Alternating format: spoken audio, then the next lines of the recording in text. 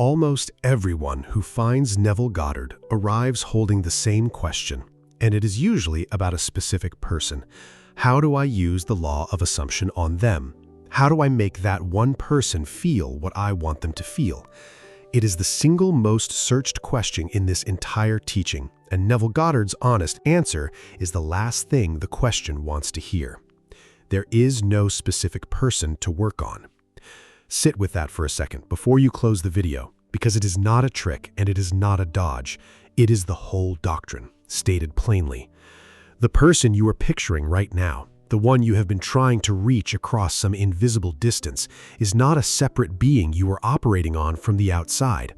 In Neville's framework, that person is a state of your own consciousness, wearing a face, pushed out into the world where you can see it. You have been trying to change someone who was never standing apart from you. What if the reason all of that effort has drained you and returned nothing is not that you did the technique wrong? What if it is that the technique was aimed at the wrong surface the entire time? By the end of this video, you will understand exactly where the work actually happens, and why the moment you move it there, the strain you have been carrying simply has nowhere left to live. This is not a method for winning anyone. It is a correction of the premise underneath the question, and the correction is a relief once you stop fighting it. Start with what you think you see. There is you standing here, and there is them standing over there, with their own mind, their own moods, their own reasons for doing what they do. The whole search for a specific person assumes that gap is real, that you are on one side of it trying to send something across. Neville's teaching removes the gap entirely. He taught that the outer world is not a separate thing you bump into, it is consciousness projected. Everything you perceive around you is a mirror held up to the state you are occupying inside.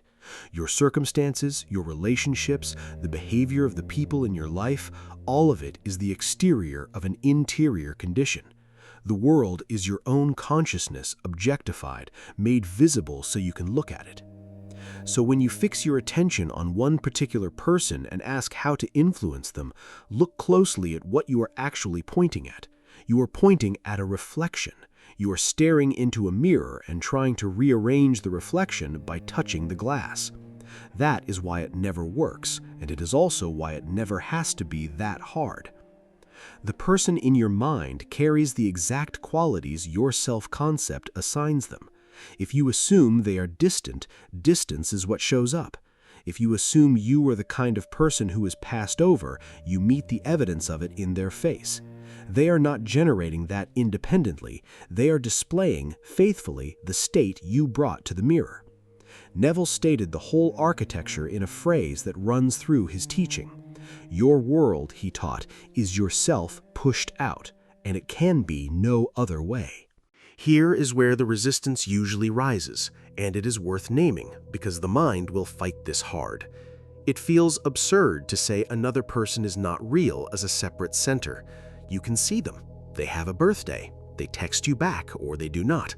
Surely they exist on their own terms. Hold the objection and hear the teaching precisely, because Neville is careful here, and so should we be. He is not saying the person is a hallucination. He is saying that as something you could reach over and influence from the outside, as an independent lever you operate, they do not function that way in his law. Their appearance in your experience is governed by your state, not by your effort to persuade the appearance. You are not managing another will. You are witnessing your own consciousness, exteriorized, and mistaking the reflection for the source. Think about what that dissolves. Every strategy that begins with them, making them notice, making them miss you, making them decide. All of it starts on the far side of a gap that Neville says was never there. An effort aimed across a gap that does not exist has nowhere to land. It just burns. This is the cognitive dissonance at the heart of the whole subject. The search wants a way to act on the other. The teaching answers that there is no other to act on, only a state of your own you have been reading as someone else. Stay with the discomfort. On the other side of it is the first genuinely restful idea in this entire pursuit. Neville gave this its own name, and you should use his because it is the exact key to the whole reframe. He called it, "Everyone is you pushed out." Say it fully once so it lands. Everyone, not some people, not the difficult ones. Everyone is you pushed out. It means that every person who appears in your world is your own consciousness externalized, not symbolically, structurally. The people around you are the outpicturing of the states you occupy. The kind one, the cold one, the one you are aching over right now. Each is a region of your own inner life given a body and a name so you can see it walking around. Follow what this does to the specific person question. You wanted to know how to change them. Everyone is you pushed out says that what you are calling them is the pushed out form of a state you are holding. There is nothing over there to change. There is only the state here that is being displayed there. So the operation flips completely. You never work on the person. You occupy a different state, and the person, being the exterior of a state, has no choice but to reflect the change, the same way a mirror has no choice about the face in front of it. This is why Neville could sound almost indifferent about the behavior of others. He was not cold. He simply knew where the controls were. Fussing over the reflection is the one move that can never touch the image because the image was never generating itself. It was always you pushed out. If everyone is you pushed out, then one question matters, and only one. What is the you that is being pushed out? Neville had a precise term for it. He called it your self-concept, your conception of yourself, the assumption you carry about who and what you are. He taught that your self-concept is the source of your entire world. In The Power of Awareness, he wrote that the concept you hold of yourself determines the whole of your life, and that a change of concept is a change of experience, not a change of one relationship, a change of experience, everywhere, because every appearance is drawn from that single interior fact. So the specific person is not a separate problem sitting outside your self-concept. They are one of its expressions. The way they treat you is your self-concept wearing their face. The distance you feel is your self-concept standing at that distance. Change the concept, and you have changed the state from which the whole scene is projected, that person included, because they were never outside the projection. This is where the effort finally has somewhere to go. Every ounce you were spending trying to move a person, you now spend on one thing, on who you are being. That is not a smaller task. It is the only task that has ever produced anything, because it is the only surface in this entire law that actually responds. And notice the relief buried in it. You do not have to figure out another human being. You never had to. You only have to answer, honestly, the one question you can actually act on. Who am I assuming myself to be right now?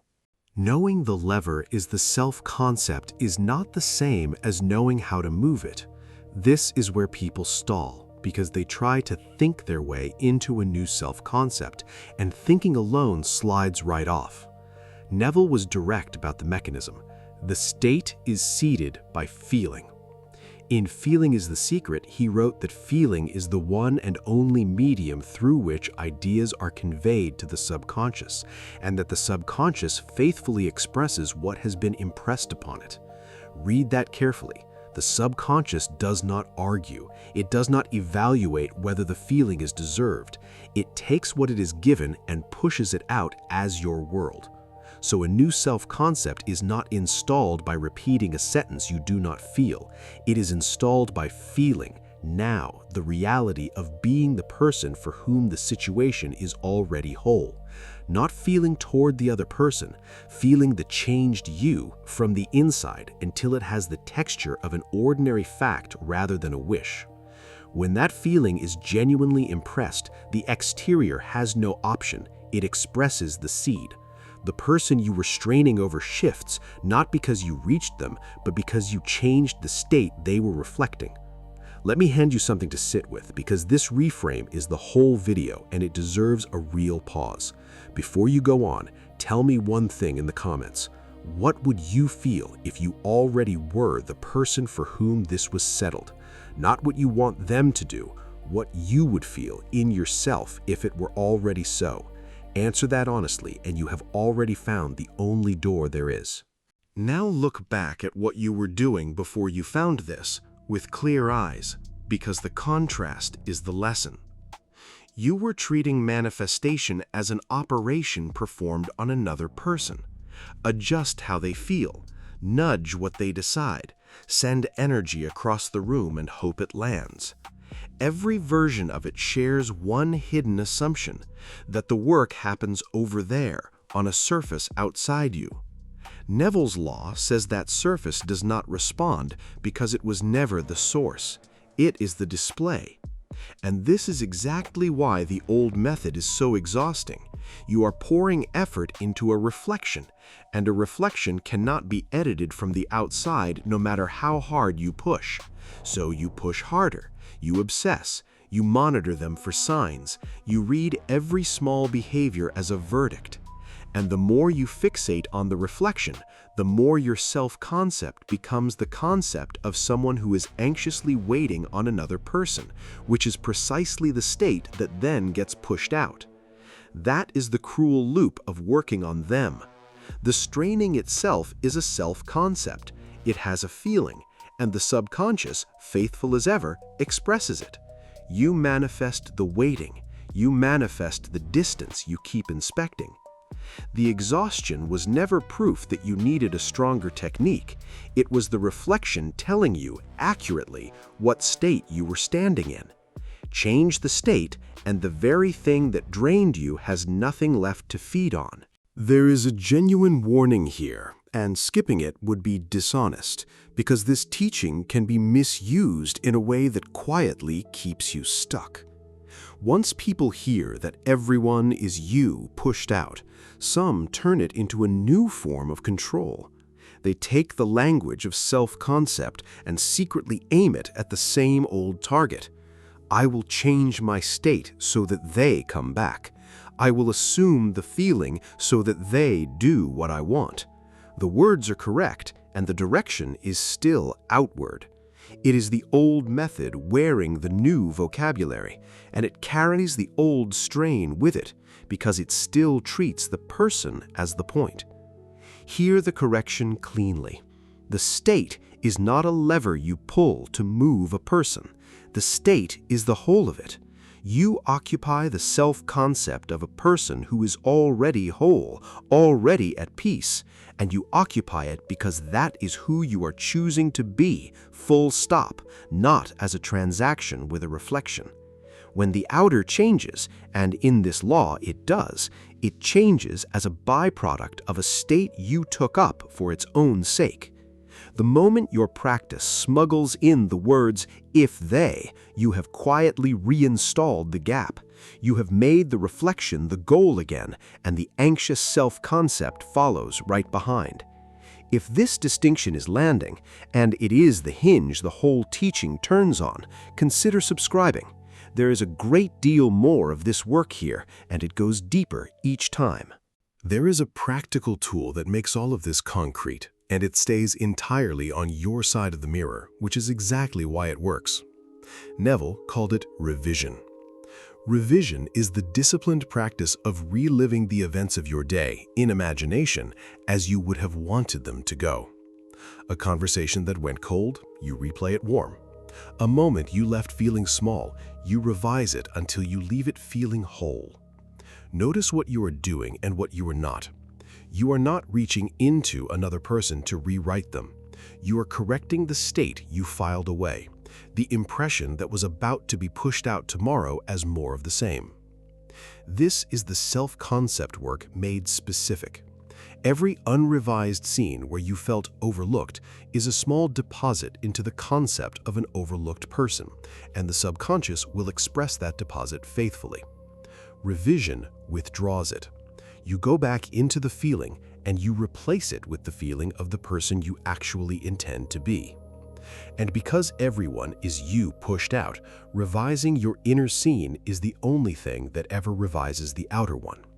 The person in the memory shifts in your experience because you changed the state they were reflecting, not because you edited them. You never touch them.